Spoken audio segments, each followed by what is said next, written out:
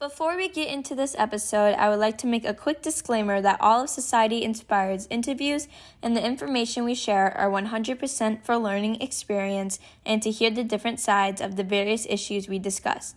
We never endorse nor support violence, and we are committed to promoting peace. I want to create a safe space for learning and comfortable place for people to be able to start to speak. Hope you enjoy. Hello, everyone. Welcome to the second episode of Society Inspired. My name is Gemma. I'm 14 years old and a Palestinian American teen. I'm honored to have Alexis from the International Indigenous Youth Council as a special guest for episode number 2. Would you like to introduce yourself, tell us your story, and also share your preferred pronouns, please? Yes. Hello, my name is Alexis Saenz. I go by Lex, she, they pronouns, and I am mixed. I am European and Indigenous, and I'm still connecting back to my tribes and trying to figure out what tribes I come from. But I've been adopted by the Dene and the Lakota tribes, and I am 29 years old and have been doing this for a while, since I really started getting into activism back in 2017. But since I was younger, I've always been speaking up, standing up to my teachers in high school, and in college, with my friends and my sister and stuff. We went out for like the 99% movement that was happening during that time. So it's been a very long haul. I'm also a professional dancer, an actress, and here in Los Angeles, or Tongva territory. So this is Tongva land. And I am also a Pilates instructor, decolonizing fitness, and yeah, just all around just trying to be a better person in the world. Do you know what I'm saying? Yeah. You do literally everything. Wow. Okay. I wear many hats, many hats. So many tools in the toolbox. That's what I grew up saying. Mm-hmm. You did touch on your beginning of activism, but how did you really get into activism? What was your first inspiration to get into activism, would you say? Yeah, I think like the first initial, I don't really think much past the council, right? Yeah. The International Indigenous Youth Council, but I really started, the inspiration. I feel like started when I was younger, like in high school. I remember, I had these teachers that were just always just like not, they weren't very supportive of the youth. I went to a performing arts school, and they just were not Mhm. very supportive. They like, yes, your teachers, you get in trouble and stuff like that, but this was like a whole nother level. And I remember one time they sat us all in a circle and they were like, this is an open space to speak freely, and no one was like raising their hands. And I was like, and I said exactly what was on my mind. I said everything, and I did not hold back. And after that, everyone else started speaking up. Mhm. And at the end of it, I got in a lot of trouble. And then the next day we had like a guest artist coming in, and all the 6 people that really spoke up, they put us in a separate class. We didn't even get to be with the guest artist. And I think like just being in that experience and just feeling the like just the it just wasn't right. you Yeah. know it just wasn't right. And especially like standing up for myself, it felt good to like just be honest and just use my voice, and what other inspiration and inspired the other students to speak up. And so I think that's really what initiated, me starting to use my voice. And then, like I said, in college during the 99% like movement that was happening, and the 1%, that whole thing, I really feel like I just wanted to speak up on what, like, it was always just this drive to, like, this is not right and I Yeah. need to do something about it. Yeah. And whether it's take to the streets or educate people. And I think throughout the years, like, the biggest thing is like learning all the different forms and ways to be an activist, Mm-hmm. right? Because it's not just like going out in the streets and with signs and stuff like that. That is one part of it, Yeah. but and being in the front lines. But there's so many different parts of activism that people can take part in, and I think it's just Yeah. um, really important to acknowledge that. And I think over the years, as much as like I thought it was just like using the voice and going out in the streets and stuff, I've found like there's different ways of activism. And so my activism has grown into so many different ways. I know that I can, yes, go out in the streets, but I can also, sign petitions. I can also help my community and like with mutual aid funds and like Yes. support different people in the community in that way. And it's not just one thing, right? Yeah. um, and educating as much as possible. So yeah, I think that that's like one thing that has grown for me over the years in my activism.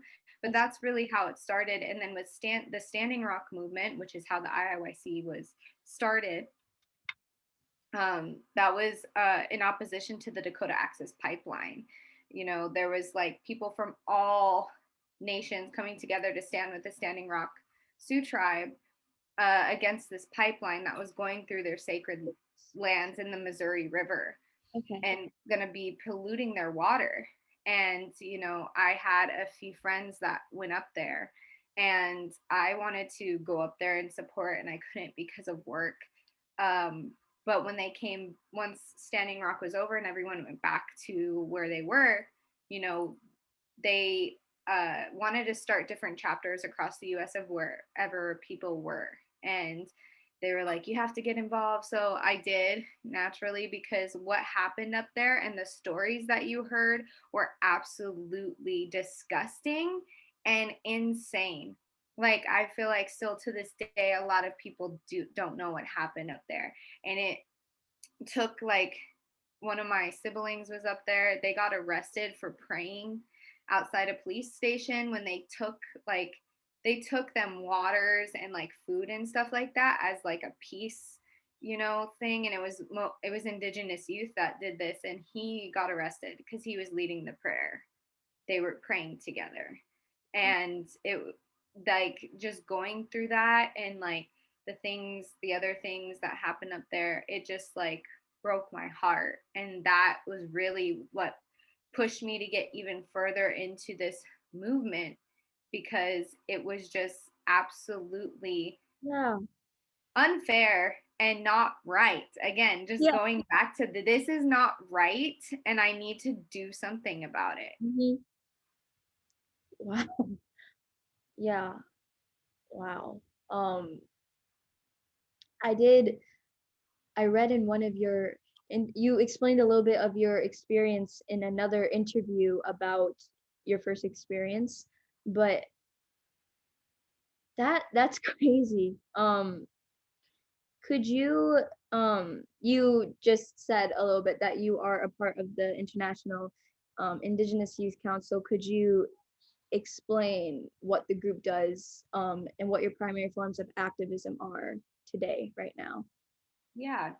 So, like I was saying earlier, the International Indigenous Youth Council was founded at Standing Rock by Two Spirit, femme and non-binary, Yes. and um, yeah, Two Spirit and non-binary folks, and um, from there, it what we really started was just protecting land and water, Mhm. right? And Indigenous sovereignty, Indigenous rights.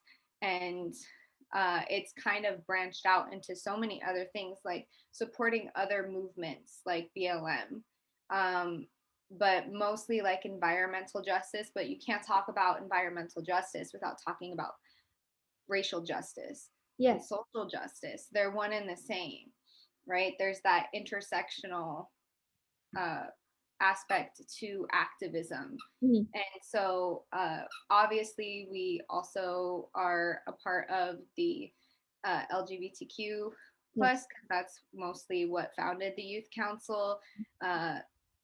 And we're active in that community, as well as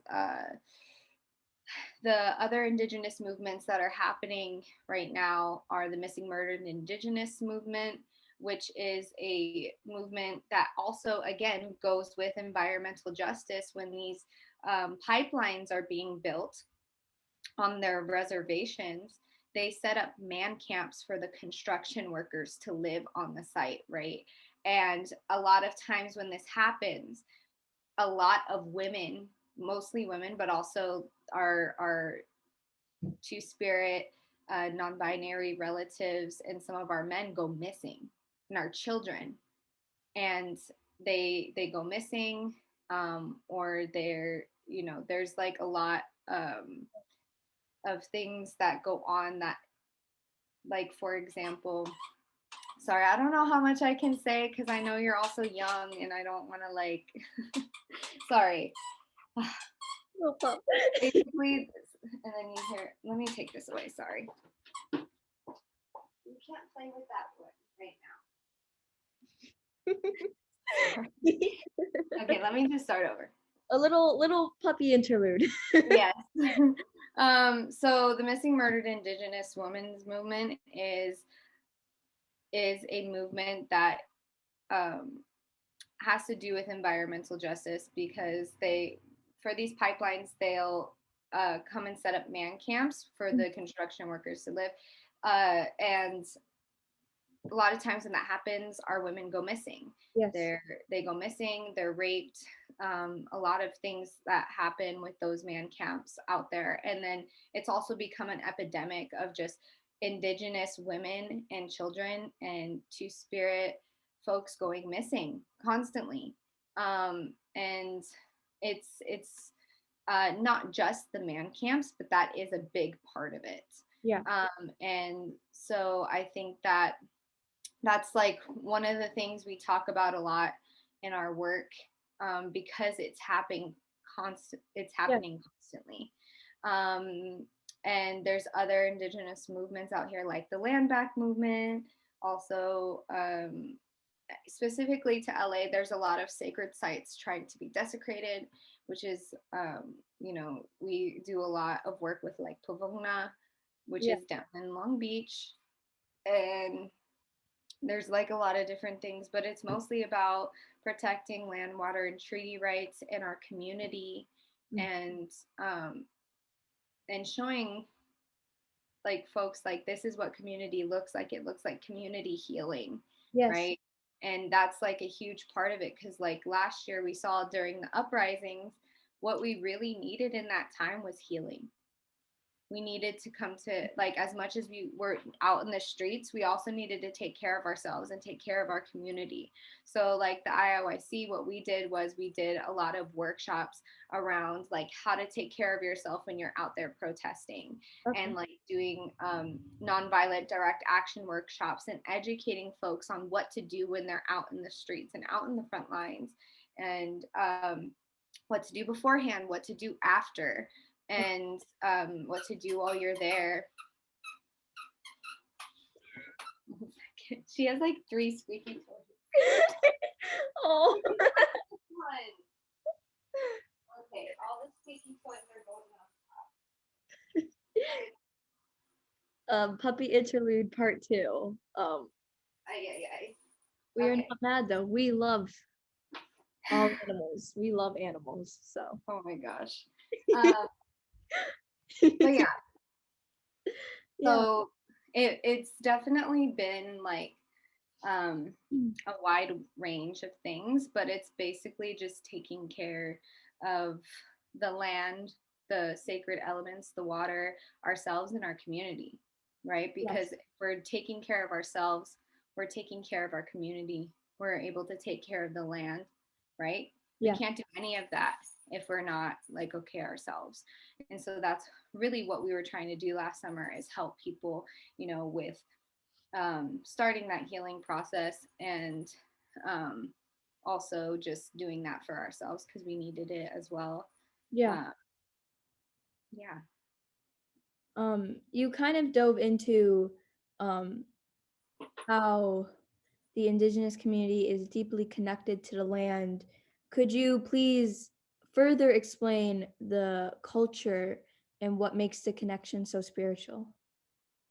Yeah. So, um, I first of all, I'm a reconnecting native, and like I said earlier, I'm still reconnecting and trying to figure out what tribes I come from. But a lot of the teachings that I've been taught are from the Lakota, and uh, for me, what I've learned is that everything is related. You Okay. know, we say that at the end of our prayers, all my relations, or matako yoyo yasin, which means all my relations. And that's because every single thing is connected, and you're taught Mm. that from Wow. the get. It's in the prayer. Like, I am related to this water. I am related to this tree, and that is my relative. And um, I'm related to the animals, and everything that is a living, breathing organism. We are related to. We are one and the same. Mm-hmm. And one of my favorite indigenous activists and wellness people, his name's Tosh Collins, and I say this in almost all of my interviews, but it's very true. And he said that the health of our planet reflects the health of our people, and vice versa. The health of the people Okay. reflects the health of the planet, because we are one and the same. And if we are suffering, the everything around us is suffering. And that's exactly what we're seeing today. Okay. Yeah. And it's just that connection of understanding that we are all completely related, and a lot of people are completely disconnected from that. They're just going Yeah. throughout the day to day, 9 to 5, making money, just like no regard, or like just they go into nature when they need to get away, or like, but why do you do that? Because when you do that, you're automatically relaxed. It's what it's like how you do. But people don't take care of it when they do that, right? Yes. They'll go out, they'll trash things, or like leave trash in like these parks and stuff like that. And that again is that reflection of like that we are sick, that we have lost our connection to Mother Earth. And that is the problem. We have lost that connection. We need to reconnect to our roots. And to reconnect to our roots is not just reconnecting to indigenous ways, because everyone's indigenous to somewhere. Yeah. Okay. Everyone. And that's why we are called the International Indigenous Youth Council, because there's indigenous people from all across the world. And everyone's indigenous to somewhere. And it's about not just reconnecting to back to your like indigenous roots, but your roots with the earth, because at some point we were all that connected to Mother Earth, and having that reciprocal relationship. What does Mother Earth do? She gives and gives and gives and gives, and constantly finds more to give, Mm-hmm. and we're not reciprocating that. And so she's really struggling right now, you know? And that is really what we need to just sit back and think about. We are related to all of these plants and animals, and how are we going to reciprocate that?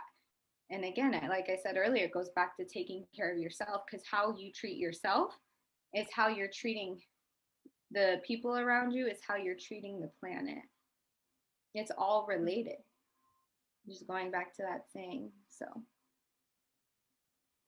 Wow. I did not know, but that makes a lot of sense. And yes, protecting.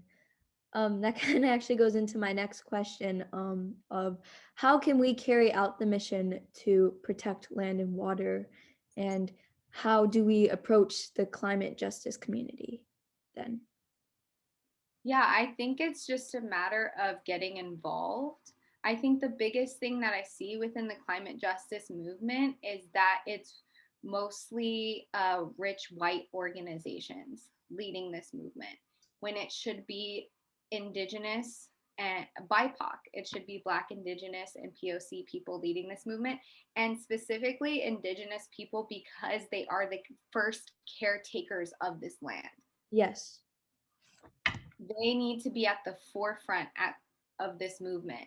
Mhm. And there are people actively doing this work to make sure that Indigenous folks have a front seat at the table, that, you know, they are involved, but you don't see that very often. Indigenous people are not, are the very underrepresented in the climate justice movement, which makes no sense. Like, you look at the Los Angeles Green New Deal, and there's literally one paragraph, and the Green New Deal is like hundreds of pages long, and it doesn't bring up Indigenous folks in the Green New Deal until like the 90 something page, and it's like a paragraph. Okay. And it's like, that's a problem. Yeah. That is a huge problem. And I think that, you know, if you want to get involved, the best way is to find out first and foremost what land you are on. There's an app. And what I mean by that is, what Indigenous land are you on? You know, I'm not in Los Angeles. I'm in unceded Tongva territory, right?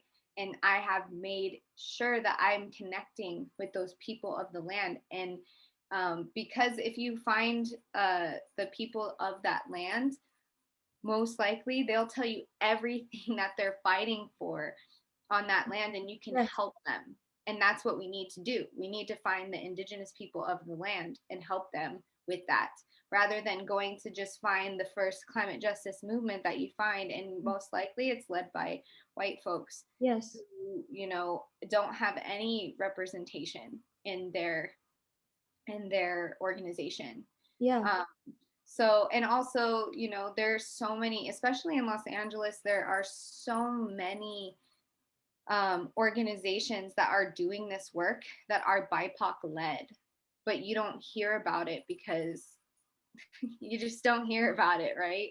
Yeah. And so I think it's really important that when you're entering the climate justice movement, that you make sure that you are getting involved with the Indigenous people of that community first. There's an app called California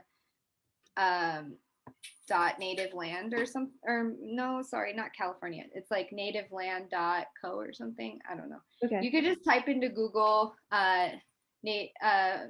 native land or something, and you just type in where you're at, and it'll tell you the Indigenous land that you're on. Okay. And that's super, super important.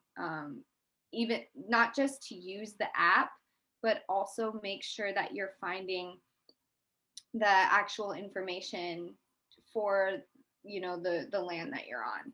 So Yeah. like, while that app is a really good place to start, it's not the end all. Like, Yeah. you know, so I think what you can do to help is finding that Indigenous tribes in your area and asking them what they need help with, and learning and showing up as an ally first. Okay.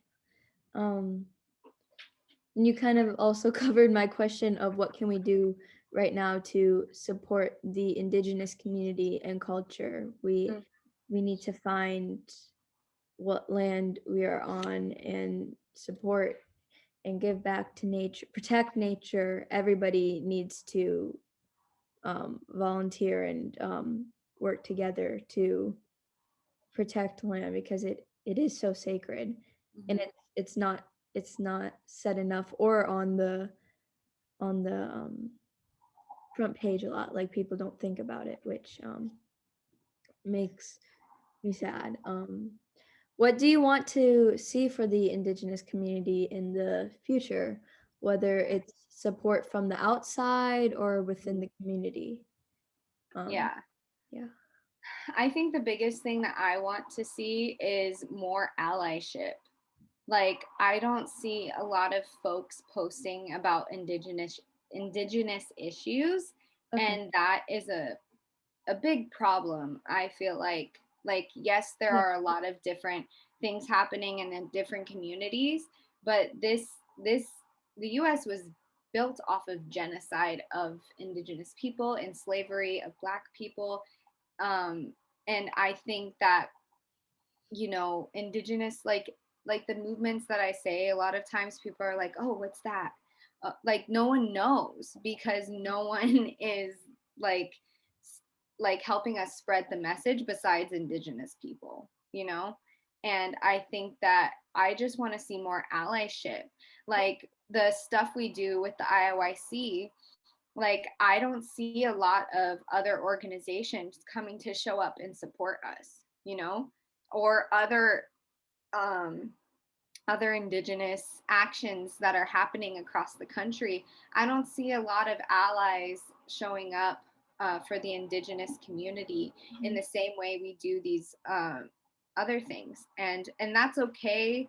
Like, because I know these other movements really need that help, and I'm the first to be the one out in those streets with our kin, our family. But I think I really would like to see more allyship for the Indigenous community. And I think also what we need as well is to just I would really like to see the Indigenous community, specifically in LA, like come together. I know there's a lot of um, it's hard because LA is like the only place that the Indigenous people did not get reservations. So like a lot of people, the government gave Indigenous folks like a plot of land, a reservation, right? Yeah. And LA, there's not that for the Tongva people. And I think that it's it's very hard to like, I think there's like a movement going on where they want people to pay reparations to the Indigenous people of the land, but there's like a lot that is like really hard to do that in some places, because maybe the tribes have broken off into separate little pods, and so you can't just pay the tribe because there's different parts and like people that don't get along and stuff like that, not just with the Tongva, just everywhere. This isn't the only place that that's going on. And I think that I would just really love to see, the Indigenous community come together more and try to work on, those things, so that way the next generations can be supported in that way, you know. But yeah, I think allyship for those other folks is super important. Yeah, something that I kind of get frustrated about and is a problem is that, when different things happen, different, whether it's the Indigenous community, Black Lives Matter, anything, it's like it's trending on social media for a couple of Right, days and people will do, and people will speak out, they'll post, they'll reach out and do things, but then kind of fades away and then everybody forgets right, about it and doesn't do anything anymore. It's right, kind of like the rainbow washing during Pride Month. It's like right, all right. all the companies are so supportive of the LGBTQ community and then it's gone. Like I mean, are they though? Like they're literally just trying sort to of. make money off of that. Yeah, Like, by putting like shirts on their, proud. and yeah, it's messed up. And yeah, it's exactly that. I think that, you know, um that's why I tell people all the time, it's more than just a post on social media. Like I had to constantly have conversations Mhm. with the job that I just Yeah. quit, just telling them like it's more than just a post. Like y'all need to do the work. Everyone on this call is an ally. Yeah. Like there are no Black folks on this team, and that's also a problem. Like, like it's more, activism is more than just posting. It's more than just going out into the streets. It's having the hard conversations, Yes. right? That's like the biggest thing, and that's the hardest thing, right? Is like having these hard conversations with family members, with your jobs, like maybe Mhm. not taking jobs that don't have representation on their team. Yes. That's a form of activism, and like holding them accountable for not doing that, Yeah. right? And I know it's hard, like I have also struggled with that. But it's, it's exactly what you're saying. It's more than just a post. It's more than just a trend. And yeah, it's these social media, as well as these bigger corporations, are literally like profiting off of these Yes. trends, right? Yes, exactly. Yeah. Um, are there any resources that you would recommend to me or my followers to read, watch, or listen to learn more and support the Indigenous community? Yes, yes. There. So after this, I will send you a few different documents that I have, Cool. that the International Indigenous Youth Council Los Angeles created. Okay. So we created a document for Native American Heritage Month that doesn't just have Indigenous artists and authors on it. It Okay. has a lot of educational stuff in that. So I'll send that to you. Thank And you. it also has people to follow, Indigenous organizations, Indigenous people to follow. I will also send you.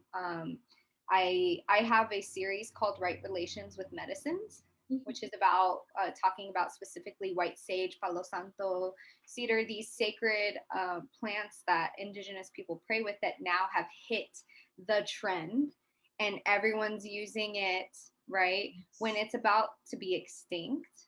Yeah, we're trying to Yeah. save that and preserve that, and like talk about appropriation of culture, because sometimes using these is that. And um, so I have a document that has a bunch of information Okay.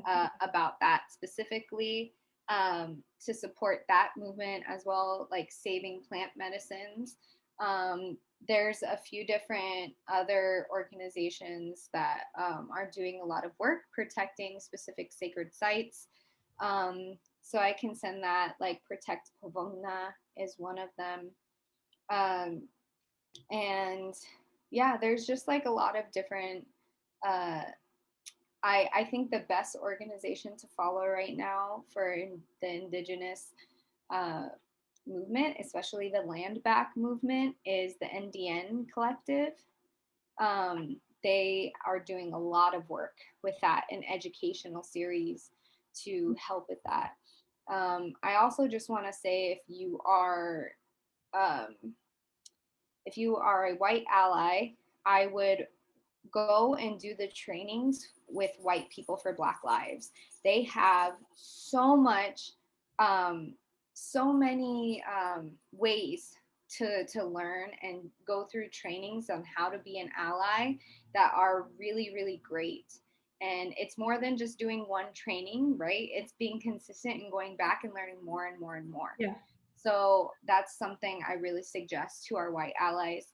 Okay. Um, and um, yeah, there's a lot of information, and I can send it to you after this Yes. call. But those are just a few things. Obviously, you can follow the International Indigenous Youth Council. We have different chapters across the country: Los Angeles, the Bay Area, New Mexico, South Dakota, Colorado, Minnesota, um, and Texas, I believe. So the one for Los Angeles is IOIC.LA. And we have like a main page, which is IOIC Family. But yeah, each chapter is kind of on their own page right now. So Okay. yeah. I will be putting those in the captions, bios of the interview, so make sure to go check those out. Um, where else can we find you and all your projects so we can continue learning and protecting? Yeah, so I am mostly just on Instagram. I don't really do Facebook anymore. I don't do Twitter. I'm like, one and done. I can't be doing all the social media stuff. But I am on Instagram. It's at Lex Saenz, LEXXSAENZ. I post all of my dance videos, film projects, all of that. I also have a website for the short film I did a few years ago, called The Process of Remembering. So it's just theprocessofremembering.com. And that's been my biggest project I've done thus far. I took it on tour. I did a 5-city tour with it. I made it into a dance show. I did a lot of stuff with that project. So you can find most of that on my page, but the actual film is on that website. And yeah, if you ever want to talk about activism or Pilates or dance or whatever, anyone, this is for anyone. You can always DM me. I try to do a good job at checking my requests and responding to people accordingly whenever I can. And I love having these conversations. So yeah, I'm an open book. I'm here. I want to be here for the community. If you need help with anything, I will repost. I will, try to find a way to help Yes. in any way that I can. So, yeah, thank you for having me on here and thank you for doing this because I know, it's hard to do these things. And, even Gigi connected us and, was like, thank you for doing this. I was like, absolutely. Like anything for the youth, for the next generation, because that is what it's about, Yeah. is like helping the next 7 generations, with what moving into that next phase of life, right? And so that's really like what we're doing as well with the youth council is we pray, we thank the 7 generations ahead and help the 7 generations after us, and that's what it's about. Yeah. Yes. Yes, thank you so much. I appreciate you taking your time to do this interview. Make sure to follow Alexis and the International Indigenous Youth Council also. Also, make sure to follow us on all our other social media platforms so you don't miss out on more interviews and important information. I hope you enjoyed this episode of Society Inspired, and we will see you guys for the next episode. Awesome. Thank you.